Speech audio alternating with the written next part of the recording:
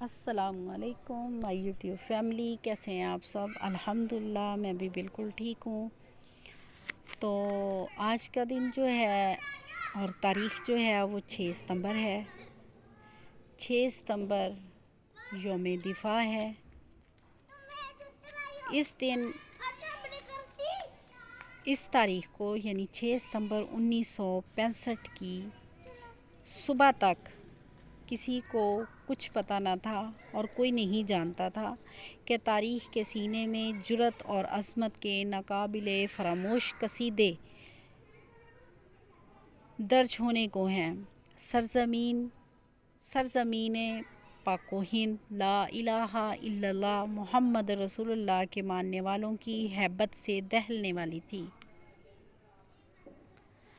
جب اعلان کیا گیا کہ ہندوستانی فوج نے پاکستان پر حملہ کر دیا ہے تو اس کے ساتھ ہی پاکستان کا بچہ بچہ جذبہ جہاد سے سرشار ہو گیا اور ملی نغموں سے فضائیں گونج اٹھیں اور کلمہ شہادت سے فضائیں گونج اٹھیں، جس سے ہمارے فوجی جوانوں کے جذبات کو ابھارا گیا اور ان کی جرأت اور ہمت سے انہوں نے وہ کارنامے انجام دیے کہ ہندوستان کو منہ کی کھانی پڑی۔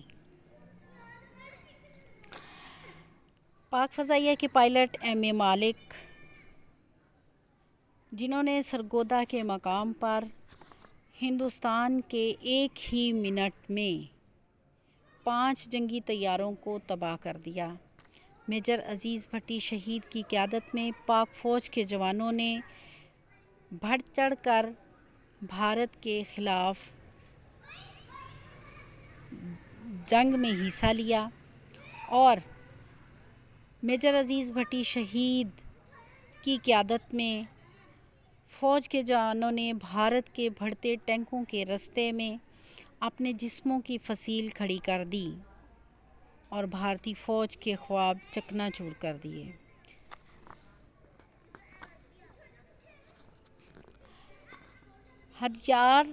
ہدیارہ سے لے کر لہم تک، جوگنڈا سے لے کر ہلواڑے تک، واگا سے لے کر جام نگر تک، قصور سے لے کر اخنور تک اور بیر نہر سے لے کر دوارگاہ کے قلعے تک، ہر طرف پاکستانی فوج کی سرخروئی کے پرچم لہرائے گئے۔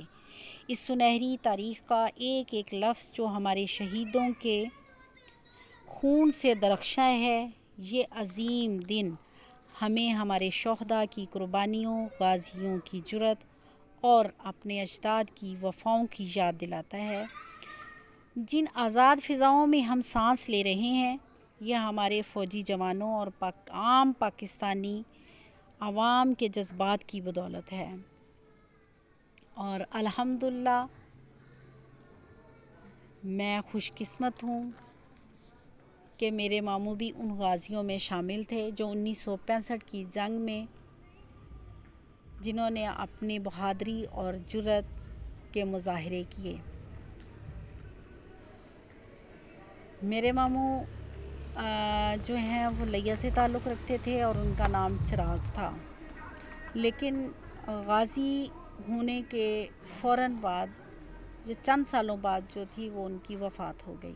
اللہ تعالیٰ انہیں جنت الفردوس میں جگہ عطا فرمائے اور اللہ تعالیٰ ان کی قربانیوں جو ہمارے 1965 کی جنگ میں ہمارے شہداء ہیں ان کی قربانیوں، ہمارے غازیوں کی جرأت کو اللہ تعالیٰ ہمیشہ ہمیشہ زندہ و پائندہ رکھے اور ہمیں ان کی ان قربانیوں پہ قدم با قدم آگے بڑھنے کی توفیق عطا فرمائے۔ ہمیں پاکستان کی ترقی اور خوشحالی کے لیے بہتر سے بہتر اقدامات کرنے کی توفیق عطا فرمائے۔ اوکے جی، اللہ حافظ، جزاک اللہ و احسن الجزاء۔